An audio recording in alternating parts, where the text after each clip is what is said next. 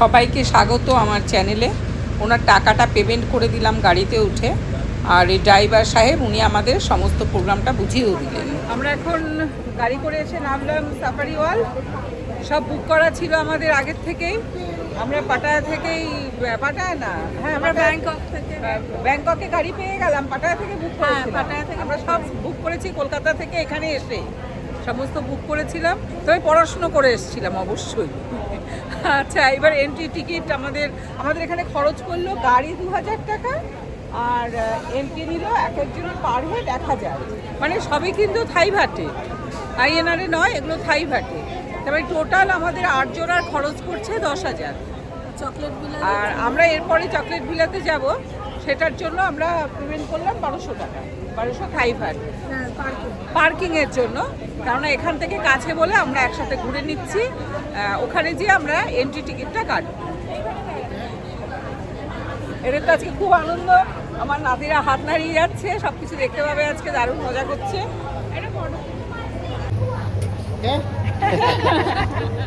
Sticker লাগানো হচ্ছে, entry ticket কাটা হয়েছে, তার স্টিকার।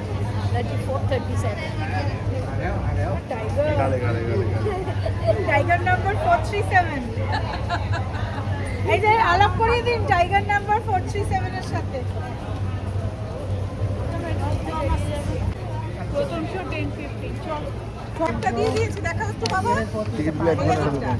হ্যাঁ, একটা দিয়ে দিও, আর কোথায় কি প্রোগ্রাম আছে, কি আছে, সঙ্গে একটা কন্টাক্ট নাম্বার, লাঞ্চ কুপন, সব ছবি উঠে যাবে।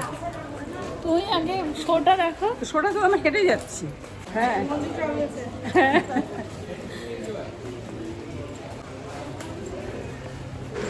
এত কিছু দেখার আছে ভেতরে, ভিডিওতে দেওয়া সম্ভব না। আমি প্রত্যেক কটা যা যা দেখেছি আলাদা আলাদা ভিডিও করে অবশ্যই পোস্ট করব। মানে টাইমিংয়ের মধ্যে আমাদের পুরোটা কভার করতে হবে। আবার 4টের সময় জু বন্ধ হয়ে যাবে, সেখানে পৌঁছতে হবে। দুপুরবেলা এর মধ্যে লাঞ্চ আছে, সেটাও কিন্তু আমাদের করতে হবে।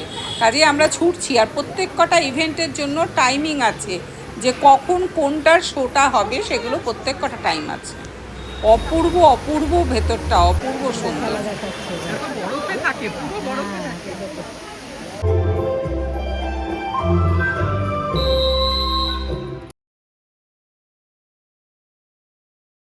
ওরাং শো আর এলিফ্যান্ট শো, এবং দুটোই দারুণ অনবদ্য, দারুণ এনজয় করেছি। বাচ্চাগুলো তো ভীষণ এনজয় করেছে, সবারই ভালো লাগবে, বাচ্চা বড় সবার। অসাধারণ। আর হাতি যা সুন্দর ছবি এঁকে দেখালো,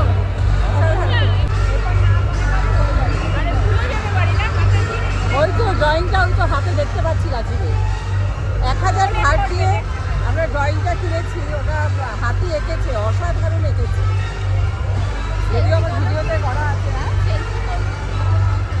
সেলফি কিনতে হবে এখন। হ্যাঁ, তাহলে এখন একটু বন্ধ করি আর কি। শো শুরু হলে আবার আমি পরের স্টেপগুলো তুলব।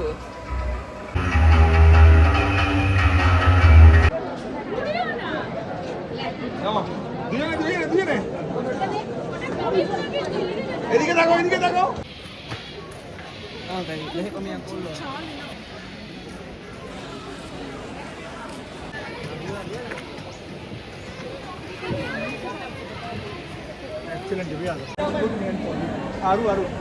আমাদের একটা নাম্বার দেওয়া হয়েছিল, সেই নাম্বার অনুযায়ী টেবিল বুক আছে।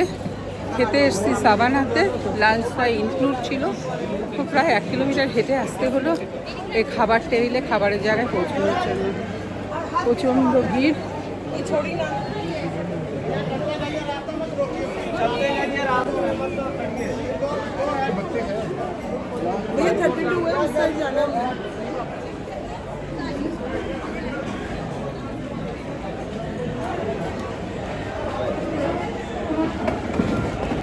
নন ভেজে ফিশ আছে ভালো, তাহলে ওকে ডাকি, নাহলে ও তো ওখানে দাঁড়িয়ে থাকবে। আমি ভেজ আনতে বলেছি।